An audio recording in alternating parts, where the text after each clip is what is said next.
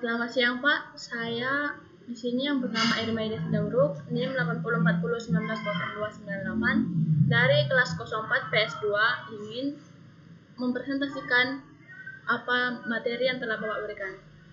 Materi yang Bapak berikan adalah tentang filsafat Pancasila.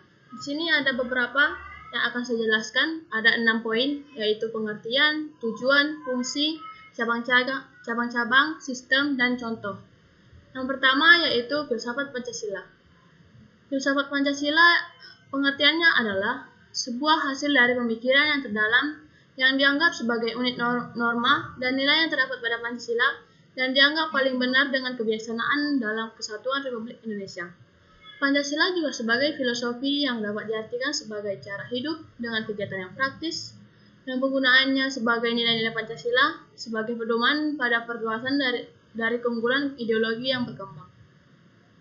Dan filsafat Pancasila ini memiliki tujuan. Yang pertama, untuk dapat menciptakan bangsa yang taat dan bertakwa kepada Allah.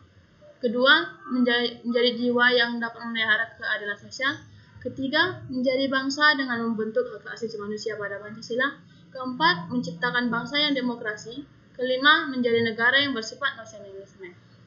Kemudian, dari poin filsafat Pancasila ada juga fungsinya. Fungsi filsafat Pancasila yaitu 1. Membentuk jiwa yang demokrasi.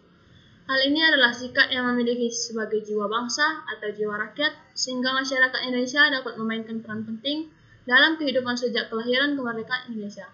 Yang kedua, membentuk kepribadian bangsa Indonesia. Membentuk kepribadian bangsa Indonesia adalah salah satu sifat dalam Pancasila sebagai kepribadian bangsa yang akan bertindak sebagai kepribadian yang memanifestasikan sikap spiritual dalam bentuk kepribadian Indonesia. Yang ketiga, fungsi filsafat Pancasila adalah membentuk kehidupan bangsa Indonesia. Membentuk kehidupan bangsa Indonesia adalah sebagai cara hidup dengan panduan dalam kehidupan sehari-hari dengan menunjukkan perilaku dan mengandaikan norma-norma pada masyarakat. Yang keempat, membentuk cita-cita dan tujuan.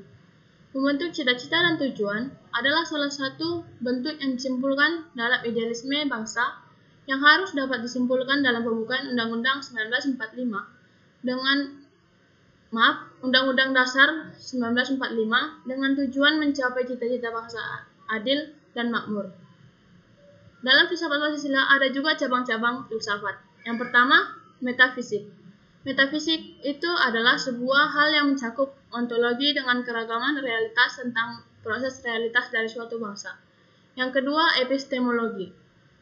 Epistemologi ini adalah salah satu bentuk dari diskusi sebagai pertanyaan tentang sifat dan pengetahuan bangsa. Yang ketiga, metodologi.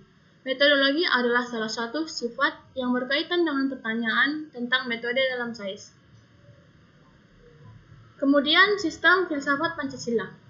Sistem filsafat Pancasila ini juga memiliki poin-poin. Yang pertama, susunan Pancasila yang hierarkis berbentuk piramida merupakan gambaran hubungan hierarki sila-sila dari Pancasila sesuai dengan urutan dan juga dalam hal sifat masing-masing yang dimiliki sifat-sifat tersebut. Yang dimiliki sila-sila tersebut. Pancasila merupakan suatu kesatuan keseluruhan yang bulat dan mutlak. Apabila urutan itu dipandang tidak demikian, maka mereka akan terpecah. Poin kedua, Pancasila dengan 5 silanya pada hakikatnya merupakan sistem filsafat.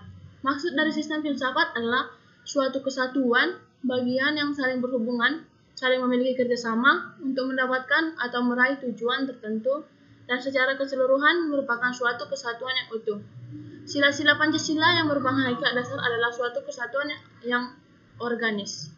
Yang ketiga, antara sila satu dengan yang lainnya saling berkaitan, saling berhubungan, dan bahkan saling mengkualifikasi. Dalam penjelasan yang lebih sederhana, dapat dikatakan bahwa kelima Pancasila sekaligus tersebut saling mempunyai hubungan, saling melengkapi, dan saling membuat masing-masing sila menjadi lebih mulia maknanya. Poin kelima atau poin terakhir, dengan demikian, maka Pancasila pada dasarnya merupakan sistem filsafat dalam artian bahwa bagian-bagian Pancasila yang paling menonjol adalah sila-silanya saling berkaitan erat sehingga membentuk suatu struktur menyeluruh. Dari struktur yang terbentuk itu muncullah nilai-nilai kebijaksanaan dan cinta tanah air. Dan poin ke-6 dari filsafat Pancasila atau poin terakhir, yaitu contoh filsafat Pancasila. Dalam berkehidupan kebangsaan, bermasyarakat, filsafat Pancasila memiliki contoh. Contoh yang pertama yaitu penegakan demokrasi. Dalam penegakan demokrasi adalah sebuah sikap yang mencerminkan peraturan terhadap sebuah misi yang kebijaksanaan dan mencerminkan bagaimana Indonesia akan terkait dalam demokrasi Pancasila. Sehingga Pancasila akan menunjukkan bahwa bersifat sosial terdapat keseimbangan dalam kepentingan individu dan kepentingan masyarakat. Yang kedua, memihak dan membela negara. Setiap warga negara harus memihak dan membela negaranya. Memihak dan membela negaranya adalah salah satu sifat dalam berjuang untuk mempertaruhkan nyawa mereka di Indonesia. Perjuangan dan mempertahankan generasi penerus bangsa dengan cakupan dari filsafat Pancasila. Sehingga penerapan pada pertahanan nasional dengan generasi muda saat ini akan memilih produk buatan Indonesia yang akan mudah untuk didapatkan. Ketiga, menegakkan keadilan.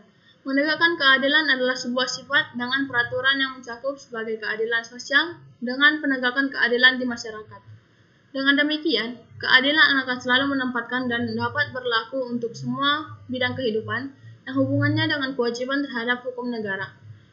Contoh filsafat Pancasila yang keempat, pertahankan toleransi. Pertahankan toleransi adalah salah satu sifat yang berhubungan dengan kehidupan sehari-hari antara individu dan kelompok yang dapat mengatakan kehidupan sosial akan berinteraksi pada orang lain. Yang kelima, menjaga keharmonisan agama. Menjaga keharmonisan agama adalah salah satu sifat yang wajib mengikuti agama yang bisa dipercaya sehingga dapat mematuhi dan dapat melaksanakan perintah agamanya. Demikianlah sobat pembahasan dari kami materi tentang filsafat Pancasila. Hanya mungkin masih banyak lagi contoh-contoh filsafat Pancasila, tapi saya hanya mengambil 5 poin saja. Demikian keterangan yang telah saya buat. Jika ada tutur kata yang salah atau kata-kata yang saya sampaikan ada yang salah, mohon maaf. Terima kasih Pak.